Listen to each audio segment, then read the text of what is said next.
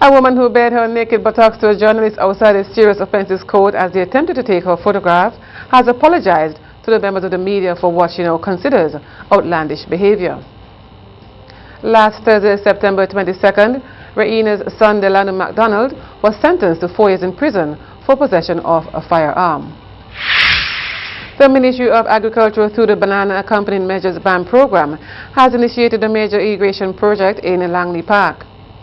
Leroy Jackson, agricultural instructor in the Ministry of Agriculture, said Langley Park irrigation project comes in response to concerns about the impact of the dry season on the local agricultural sector. Mr. Jackson said irrigation plays a vital role in ensuring sustained food production in St. Vincent and the Grenadines, and the ministry is taking steps to protect local plant species, through a germplasm conservation project. The finale of the 2016 Kingstown Cooperative Credit Union KCCU National Dance Festival, which was scheduled to take place this weekend, has been postponed. Maxine Brown, the Dance Development Officer in the Ministry of Culture, said the final was scheduled to be held at the Peace Memorial Hall this Saturday, but will now take place on Saturday, October 8th. She said due to the passage of Tropical Storm Matthew, many of the participants did not have enough time to rehearse their presentations.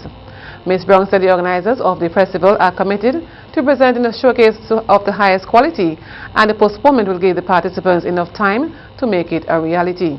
She appealed to the public to support the various dance groups by attending the final of the dance festival next weekend at the Peace Memorial Hall. There was a shooting incident in the residency of Layu over the weekend, sources said. According to information obtained, the shooting took place in an area called Savannah early yesterday morning. Shooting victim Billy Adams was shot in his back and leg by an unknown assailant a few yards away from his home. Adams was taken to the hospital by police, and IKtv will keep informed as more information comes to hand. The Ministry of Agriculture, with the Banana Accompanying Measures BAM, have begun a major irrigation project at Langley Park. The objective of this initiative is to facilitate countries to a new trading environment. Some of these countries include Africa, the Caribbean, and some Pacific states. Agricultural instructor in the Ministry of Agriculture, Leroy Jackson, said the Langley Park irrigation project comes in response to concerns about the major impact of dry season on the agricultural sector. Mr. Jackson says irrigation plays a vital role in sustaining the production of food in St. Vincent and the Grenadines, and the ministry is taking steps protecting certain plant species. The BAM program finances in Belize, Suriname, Jamaica, St. Vincent and the Grenadines, among other countries. Veron Primus, the man charged with the November 2015 murder of real estate agent Charlene Graves, returns to court on November 17th for the beginning of the preliminary inquiry. The date was set by Chief Magistrate Shane Brown on Friday at the Serious Offences Court. The 29-year-old man is charged with the murder of Charlene Graves, which occurred between November 12th and 13th last year. Graves was found at her office with multiple stab wounds about her body. In January 2016, 24-year-old Mwanda Hathaway told police that the said Primus held her against her will in the basement of his home in Vermont. Investigations into the alleged crime led to the murder charge being brought against him. He is also charged with 2 counts of rape, 1 count of kidnapping, and 2 counts of burglary. For murder on the Caribbean island of St. Vincent, but he also happens to be the main person of interest in the unsolved killing of a teen from Bed-Stuy. Thanks for being with us on this Friday night. I'm Tamsin Fidel. I'm Corey Chambers in for John Muller tonight. That horrific and mysterious murder happened back in 2006, but now this new development from the Caribbean could help out the NYPD. And Mary Murphy broke the story for Pix 11 and joins us now with the details. Hi, Mary. Thanks, Tamsin and Corey. People started writing to me on Facebook about a man named Veron Primus. They said he was holding a woman in captivity for the last 4 months. But there's a Brooklyn connection in all of this concerning a dead 16-year-old girl.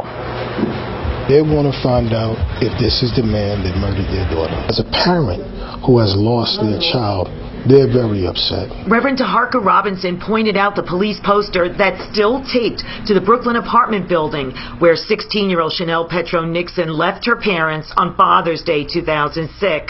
The young man she was supposed to meet that Sunday to file job applications at Applebee's has just been arrested on the island of St. Vincent for murdering a female real estate agent. His name is Veron Primus. A young man, which I knew very well. He came to the house many times. This was Chanel's mom speaking to us in 2014. Chanel was an honors student who had just finished junior year at Boys and Girls High School. She wanted to be a psychiatric nurse. Chanel had met Veron Primus at the middle school run by the Hanson Place Seventh-day Adventist Church. The family says Primus told them Chanel never showed up at Applebee's. Her body was found in a trash bag 4 days later.